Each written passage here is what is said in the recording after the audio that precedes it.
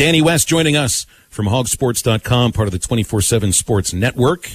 Danny, it is, well, game week for high school was last week. Now we finally get some Arkansas Razorback football, and with a full crowd, and they'll get to run through the A, and it's actually going to feel like Razorback football this year compared to last year when it was just, I don't know, kind of like a quiet walk on campus. Yeah, I'm excited about it. You know, I went to a game Friday night, Bill, at Bentonville West. Mansfield, Texas came up and played it at West High School. And, buddy, let me tell you, it was great to be back out there on a Friday night. So I can only imagine how that's going to feel this coming Saturday to finally be back in. You know, this is going to be my first game to cover in person, Razorback game, since the day Chad Morris got fired. Wow. It was November 9th, 2019. Of course, the final two games at the end of that season, Coach Lunny took over. They played at LSU and I believe Missouri in Little Rock. So I didn't go to either one of those. And last year, of course, credentials were a little limited. I didn't go to any of them with COVID. Trey Biddy went to all of them and did a fantastic job. So I'm really excited to be back out there this Saturday. I'll bet you and everybody else feeling that, and we'd all like to forget that game against Western Kentucky, but I don't think anybody ever will. You know what else? You know what else returns? Are recruiting visits for games, and that's one thing that I know it's the same for every other team, but you know, I mean, Sam Pittman is such a great recruiter, and I had to chuckle a little bit during his presser yesterday. He said, "Yeah, now the coaches have to go to work before the games. You just sit around." And football games are huge recruiting for every sport on campus, not just the football team. That's right. Yeah, and this will be his first opportunity. You think about it. I mean, he's never once had a group of visitors on campus for a game, so that in itself is special for him, I'm sure, but not expecting a ton. You know, they're going to have several on campus this weekend, but not a ton of, like, blockbuster-type names.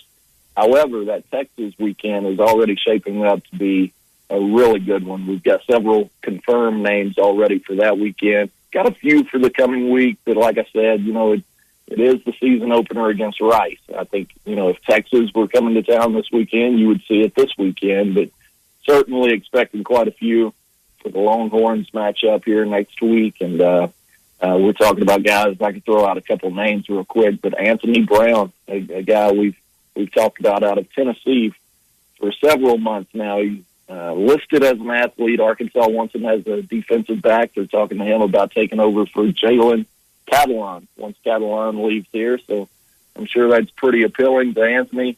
He's actually going to announce on September 14th, so you can think about the numbers there, the math of it.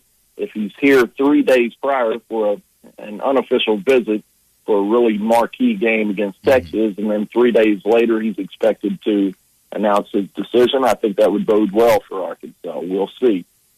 Avery Johnson is a 2023 quarterback out of Mays, Kansas, 4-star talent. He was here in June.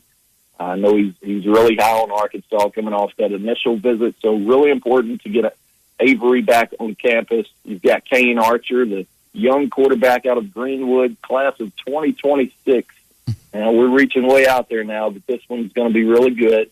He's kind of being touted as the future best quarterback to come through Arkansas in several years. So Kane Archer is expected, and from what we hear, to be back on campus for the Texas game as well. Yeah, it's going to be the future, not very near future, but it's going to be a pretty long-term future with him. And we know that, you know, you invite seniors and juniors, but are freshmen and sophomores normally invited for some of these unofficial visits as well? You don't see very many. I would say sophomores, I've seen quite a few sophomores take trips here during the season, but not very many beyond that. And we're talking about guys who are, 8th, 9th grade now. I've seen very few of those. I remember Ty Story. He was recruited at a really young age. And I can remember following Ty starting in his freshman year. So if that tells you anything, he's kind of the exception to the rule. You know, very few start out that young, but Ty certainly did, and Kane is definitely following in his footsteps. Yeah, and Danny, with you being a recruiting guy, we have to get your opinion on the Bishop Sycamore situation and all the supposed D1 recruits. How did they pull the fast one on ESPN and basically claim to have all these D1 recruits when there's so many different recruiting guys and recruiting sources that could have easily been checked up on? Yeah, from what I understand, it's the people that program and go out and find these games for ESPN. I think they totally dropped the ball. They didn't confirm anything was real at all, and it shows you just how easy you can kind of fake it till you make it in today's world. If you act a certain way and you present yourself a certain way, I mean, they totally fooled everybody. None of those kids could play a lick. They went out there and got killed.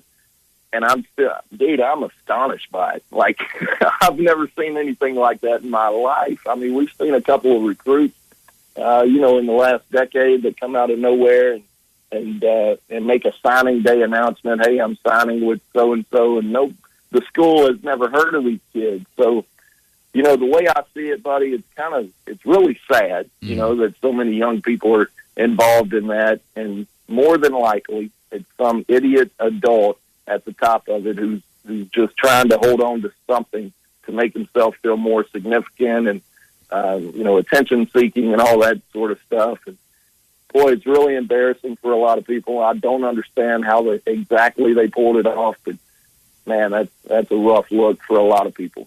Well, a few more details about this situation with whatever this school is, or used to be called, by the way, came out overnight on complex.com, and that's something we'll get into later on. Danny, I want to ask you about Ernest Green. We didn't get with you last week. This is a fairly big-time interior offensive line recruit out of California who's got connections to Arkansas football, and is apparently, from what I was reading, like Arkansas was the offer he was waiting for, and he got it. But he's got offers from Bama and Ohio State and, all those schools. So is there any real chance at Ernest Green coming to Arkansas? Well, I can tell you this. I don't want to discredit his uncle in any way. If that's what he believes, then hey, that's his truth, right? Mm-hmm. But from what I've been told, they've offered the kid. They're working on trying to get him on campus for a visit, and so far nothing has been locked into place there. So, like I've told our subscribers, I wouldn't get my hopes up, too high. We've seen some of this in recent years with different former Razorbacks who have a connection or claim to have a connection, and certainly, again, not disputing that he does. He is his uncle. But, how valid is it that he's sitting there dying for this Arkansas offer, and we only find out about it towards the end of summer going into his senior year? It's a little bit tough to believe, in my opinion. But as you said there, he's a big-time guy. I'm sure they would make room for him. They've already got 4 offensive line committed guys in this class. Really don't have a ton of room to be taking a 5th, but if they were to get him on campus and he was actually in love with Arkansas and wanted to be a part of it, I'm sure they would try to make room for him.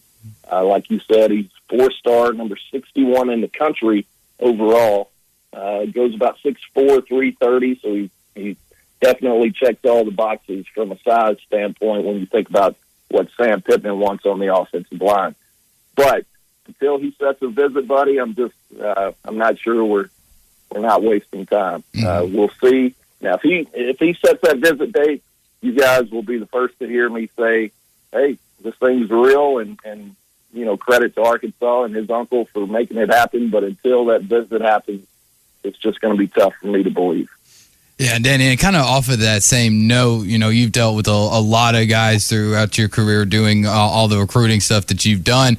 How many of them do you think has that one offer that they're waiting on versus I'm fully open to anybody and any callers?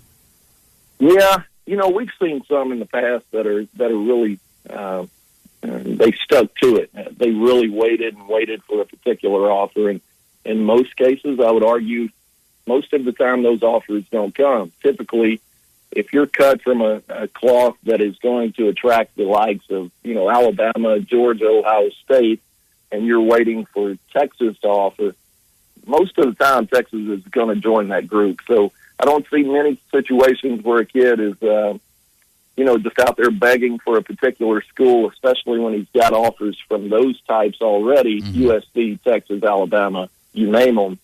You don't often see a kid say, well, I know I've got all these blue chip programs, but I really want that Arkansas or Ole Miss or Missouri offer. That's where I want to be, and go several months without that. So it would be really surprising to see that work in Arkansas's favor.